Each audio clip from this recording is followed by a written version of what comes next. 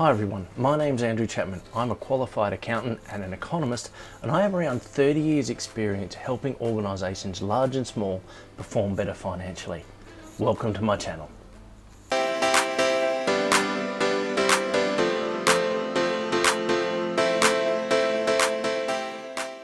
So in the first video of this series, I wanted to concentrate on preventing internal financial fraud or crime. So that's internal to your organisation, as distinct from external, which will be covered off in another video. Now, it is important to make a distinction between internal and external, because internal is going to be committed by your employees and external could be committed by anyone that's dealing with your organisation. There are also some big differences around the motivation and how to prevent those different types of fraud. Let's go in and have a look. So the next tip I've got actually comes from the police, and it's when they're investigating a crime, they look at three main things: motive, means, and opportunity. So motive is the motivation or the reason someone might commit a crime. The means is, do they have the ability to commit the crime? And the opportunity is, are they in the right place at the right time to commit the crime? Now, unfortunately, with internal crime, people are at work for about 40 hours a week, so they are definitely in the right place to commit the crime. We can remove that one. And the other two we need to look at is motive and means. So one of the heartbreaking things about looking at internal financial fraud is that I see the same people over and over again. They're normal people. They're not hardened criminals. These are just ordinary people that had something go wrong in their lives. They fell on a financial hardship. It might be a loved one got sick, their partner might have lost their job, they might have a new baby coming along, and they justify that to themselves. It'll just be a one-off just to ease that pressure. Unfortunately, one becomes two, becomes three, becomes a pattern. Now, some managers may have a great relationship with their employees. They may know everything that's going on in their lives, but I think it's fair to assume that we don't know exactly what's going on in someone's life, and therefore they may be in a situation where they're likely to commit a financial crime and we're not aware of it. So I think it's fair to say that in your organisation, you're going to have two of those three criminal elements available at all times. You're always going to have people that have the opportunity, and you're always going to have people that have the motivation. So the only thing we can really focus on is the means, and that's what we're going to do now. So one of the big problems that companies often run into when we're talking about financial crime is a lack of definition around what is allowed and what is not allowed, and therefore what might fall into a financial crime. So let me give you an example. Most people would agree that if you're travelling with work and you go out and you accidentally buy a beer whilst you're having dinner, that's probably not going to be considered a financial crime. And likewise, it's probably perfectly acceptable to send an employee who's sick a bunch of flowers, or if they're getting married, might be the same. But then we start to ask ourselves some questions. Where does it stop? Does it stop with champagne? Does it stop with fancy dinners? Does it stop with sending them a case of champagne instead of a bunch of flowers? Or does it stop maybe even further than that? We might be sending them champagne and designer goods. And now we're starting to get into a territory that's a little bit more questionable. So that's tip number one, I would say, for any organisation: define what is allowable.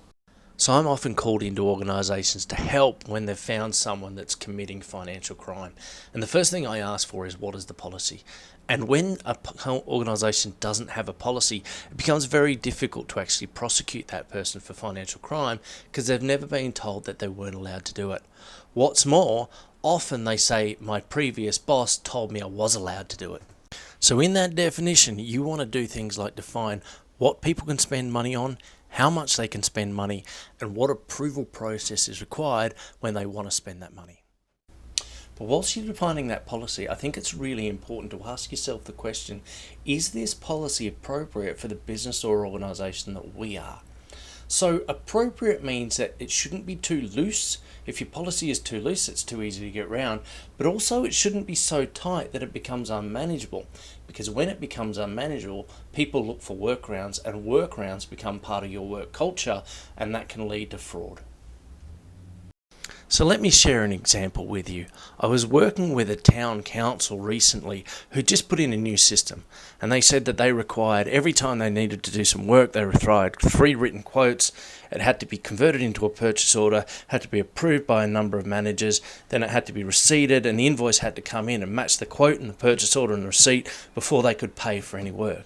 I asked them how it was going for them, and they said it was horrible. Simply because they did a lot of low value work, items that were only $200 or $300, and that system was inappropriate for that low value, high volume work. So they'd found a number of workarounds. They were doing things like putting in blank quotes, they were raising blanket orders for 3 or 4 jobs and grouping them all together, or they were raising an order for a single dollar value of 1 and a quantity of 1,000, and they're just using it as a call-off order. So that system had forced the people in that organisation to find workarounds, and workarounds actually became just part of their culture. So when people start bypassing your agreed process and systems just to get their everyday work done, that's when they find the weaknesses in those systems. Now, once someone's found a weakness in those systems, you've suddenly got those 3 elements for a financial crime. They have the motive, they have the means, and they have the opportunity. And it's all accepted because we as an organisation have accepted that our policies and procedures don't work for us, and we've decided to do something differently. So to summarise, your policies need to be appropriate for your organisation, they need to be clearly defined, and you need to start following them. And then you can develop a culture of following those policies and processes and eliminating workarounds. And that's the thing that I think a lot of accountants find very difficult.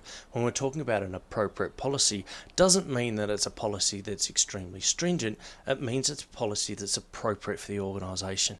And what I've found is the vast majority of employers are realistic. They don't mind following the process if it's long-winded for $1 million contract, but for a $200 contract, they want to get on, get it done, and get on with their lives. Now, the last element to talk about is technology. I believe technology can be used to enhance your processes and culture, but I don't believe that you can use to substitute for it. Let me explain. The majority of the software that's available in the market is designed to do a couple of things. First of all, it's designed to make sure that you're following your processes and your procedures. Secondly, it's designed to make sure that it's going to report any breaches of those processes and procedures.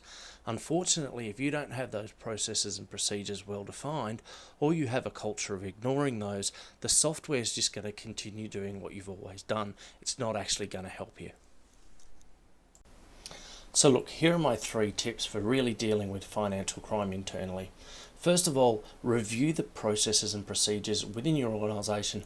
Ask if they're appropriate, ask if they need to be changed, and even if they need to be modified enough to have 2 or 3 different processes for different things that we might be buying. Secondly, start to foster a culture of sticking to those processes. Report any errors, report any times people go outside that, and review it. Why did they go outside? Do we need to adjust that process again? Third, use technology to leverage those processes that you've put in place so that you're getting automatic reports when someone does something wrong. And if you can put those 3 things in place, you're going to reduce the likelihood that someone's going to actually be able to commit an internal financial crime.